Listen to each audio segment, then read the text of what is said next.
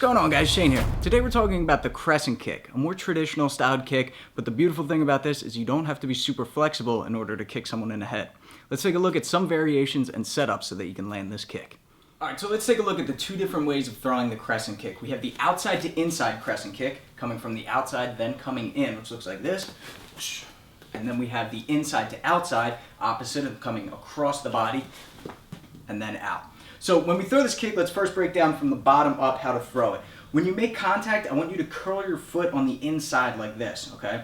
So if I face the camera, you can see my ankle is reinforced. If I go here and I make contact, I may tweak my ankle a little bit. I want there to be a strong muscular backing, and I want to do damage to my opponent. So when we make contact, we either hit with the bottom of our foot, or we can hit with the lower half of our shin. Very hard, going across someone's face, it's going to do damage, okay? So when we throw this attack, we lift our knee up, we extend the kick, and we swing it across. So once again, from outside to inside, looks like coming across, and again, inside to outside. I like directing with my elbow, but as we get to more setups, you see it kind of just blends in. So if I'm throwing on its own, you can see I get that winding motion with my elbow, and then the leg trails behind. So once again, for the Crescent kick.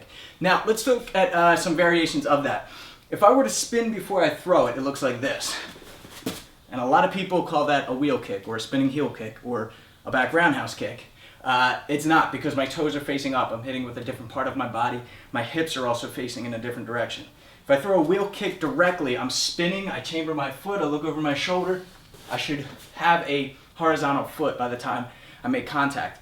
But if I throw a spinning Crescent kick, my toes are up. That one's going to be a lot easier for beginners, because most of us have that natural flexibility to lift our leg up that high.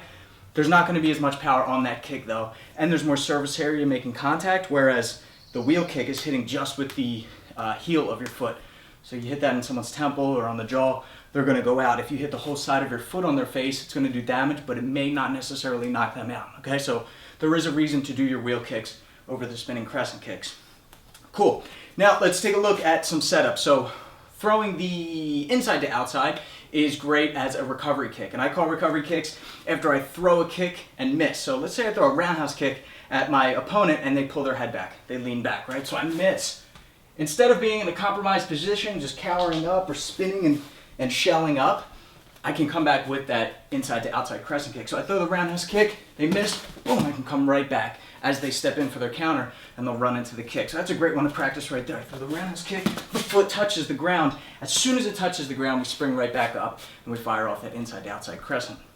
Another way to set up the outside to inside Crescent now is after a cross. So jab, cross, simple combo, right? Jab, cross.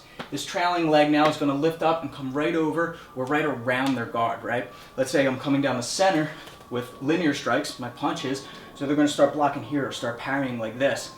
This is open now, so that's what I'm going for on the outside. So it's jab, cross, coming across with that outside to inside Crescent kick. And what's great about this too is you can almost transition with that one into the axe kick, right? I bring it up. If I can see that, I can come crashing down.